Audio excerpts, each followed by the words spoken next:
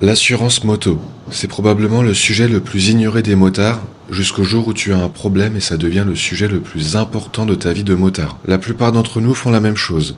On signe le contrat en regardant à peine le prix, on vérifie vaguement les garanties et on repart en se disant « je suis assuré, je ne crains rien ». Sauf que assuré et protégé, ce n'est pas la même chose.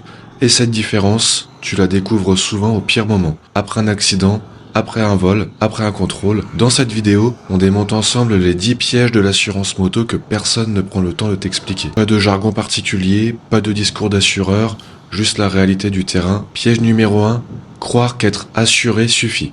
On commence par l'erreur de base, celle que font la grande majorité des motards. Avoir une assurance moto, ce n'est pas un bouclier universel. C'est un contrat juridique qui définit très précisément dans quel cas l'assureur intervient. Et surtout dans quel cas il n'intervient pas. L'objectif de la compagnie d'assurance, ce n'est pas de t'indemniser à tout prix, c'est de respecter le contrat à la lettre. Et un contrat que tu n'as pas lu attentivement, c'est un contrat qui peut se retourner contre toi. Ce premier piège, c'est celui qui ouvre la porte à tous les autres. Parce que tout ce qu'on va voir ensuite découle de cette réalité simple. Tu as signé quelque chose que tu ne maîtrises pas totalement. Piège numéro 2, mal comprendre les niveaux de couverture. Il existe 3 grands niveaux d'assurance et beaucoup de motards ne savent pas exactement ce que chacun d'entre eux couvre, ni surtout ce qu'ils ne couvrent pas. Tout d'abord, le tiers simple, c'est le minimum légal. Il couvre uniquement les dommages que tu causes aux autres. Si tu chutes, ta moto, tes équipements et tes frais médicaux seront à ta charge. Beaucoup de motards choisissent cette formule pour économiser, sans réaliser vraiment le risque financier qu'ils prennent. Ensuite, on a le tiers étendu, qui ajoute généralement le vol, l'incendie et les catastrophes naturelles. Mais attention, chaque option a ses conditions précises. L'assurance vol, par exemple, peut intervenir que si la moto était équipée d'un antivol, stocké dans un espace fermé ou volé en journée, par exemple. Les conditions varient d'un contrat à l'autre. Et enfin, on a le tout-risque. C'est la formule la plus complète en apparence, mais tout risque ne veut pas dire quoi qu'il arrive, tout sera pris en charge. Ça veut dire qu'il y aura une prise en charge si et seulement si toutes les conditions du contrat sont respectées. Et c'est là que beaucoup se font surprendre. Piège numéro 3. Ce que ton assureur ne te dira jamais spontanément. Les assureurs ne t'appellent pas pour te dire « Attention, ce comportement pourrait annuler ton contrat ». Ça n'existe pas. C'est à toi de connaître les limites de ta couverture. Et ces limites sont nombreuses. Une moto non conforme, une modification non déclarée, un usage différent de celui déclaré ou encore un comportement jugé imprudent au moment de l'accident. Tous ces éléments peuvent suffire à faire refuser une indemnisation. Le problème, c'est que tu le découvres toujours après. Et à ce stade, il est souvent trop tard pour corriger quoi que ce soit. Piège numéro 4, l'équipement du pilote. Un facteur souvent ignoré. Peu de motards le savent, mais ton équipement au moment de l'accident peut entrer en ligne de compte dans le calcul de ton indemnisation. Casque non homologué, absence de gants, équipement inadapté.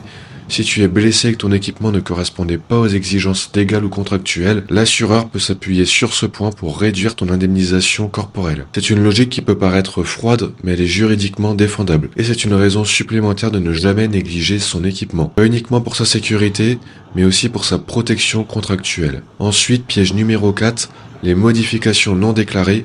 C'est le piège numéro 1. C'est probablement le piège dans lequel tombent le plus de motards et c'est l'un des plus injustes parce que la modification en question n'a parfois aucun lien direct avec l'accident. Que ce soit pot d'échappement non homologué, clignotant remplacé, support de plaque modifié ou encore suppression de chicane, si tu n'as pas déclaré ces modifications à ton assureur, il peut légitimement considérer que la moto n'était pas conforme au contrat signé et ainsi refuser l'indemnisation, même si la cause de l'accident n'a strictement rien à voir avec la modification en question. La règle est simple et non négociable, toute modification doit être déclarée, même les petites, même celles qui semblent anodines. Piège numéro 6, l'expertise après accident.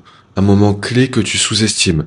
Après un accident sérieux, un expert peut être mandaté par l'assureur pour examiner la moto. Et son rôle, ce n'est pas de te défendre, c'est d'évaluer si tout est conforme au contrat. Il va regarder l'état des pneus, des freins, les éventuelles modifications, l'entretien général de la moto, ton équipement au moment de l'accident, et parfois même reconstituer ton comportement juste avant l'impact. Chacun de ces éléments peut influencer la décision finale de l'assureur. Un pneu usé, une modification non déclarée, un équipement non conforme, ça peut suffire à réduire significativement, voire annuler une indemnisation. Ce moment-là, il se prépare bien avant l'accident. 7e piège à éviter, l'usage déclaré vs l'usage réel. C'est un piège que beaucoup de motards ne voient pas venir. Quand tu souscris ton assurance, tu déclares un usage, que ce soit balade, trajet domicile-travail, loisirs, et cet usage il conditionne le niveau de couverture et le prix de ta prime d'assurance. Le problème, si ton usage réel ne correspond pas à ce que tu as déclaré, tu t'exposes à un refus d'indemnisation. Si tu as déclaré uniquement des balades du week-end mais tu utilises ta moto tous les jours pour aller travailler, en cas d'accident, l'assureur peut invoquer cette incohérence. Sois honnête sur ton usage réel au moment de la souscription, c'est la base d'un contrat qui te protège vraiment. 8e piège, ne pas savoir comment bien se protéger. Maintenant qu'on a vu les pièges, voici ce que tu peux concrètement faire pour t'en prémunir. Lis ton contrat entièrement. Même les petits paragraphes en bas de page. Si quelque chose n'est pas clair, pose des questions par écrit à ton assureur. Également, déclare chaque modification, sans exception. Même un simple remplacement de clignotant. Garde toutes tes factures d'entretien et prouve que ta moto était correctement entretenue au moment de l'accident. Sois cohérent sur ton usage déclaré et si ton usage évolue, informe ton assureur. Tout ça, ça prend du temps, c'est parfois contraignant, mais c'est ce qui fait la différence entre être assuré et être vraiment protégé. Piège numéro 9, les fausses croyances qui coûtent cher. Il y a des phrases qu'on entend souvent dans la communauté moto et qui peuvent coûter très cher. Par exemple, je suis en tout risque, donc je ne crains rien. Tout risque ne signifie pas indemnisation garantie. Également, tout le monde fait ses modifications, l'assurance ne va pas regarder.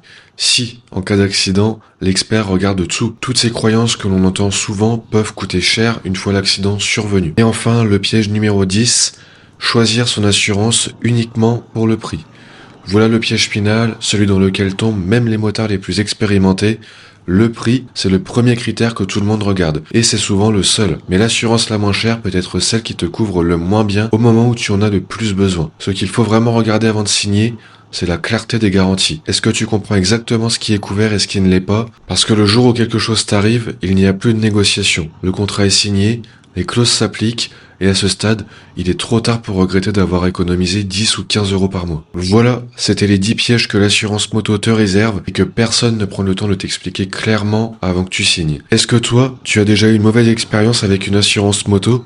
Comme un refus d'indemnisation, une surprise au moment d'un sinistre, une clause que tu n'avais pas vue, dis-moi tout ça en commentaire, je lis tout et ces retours d'expérience peuvent vraiment aider la communauté. Si la vidéo t'a plu, n'oublie pas de mettre un pouce bleu, de t'abonner si ce n'est pas déjà fait, ride safe et à très vite.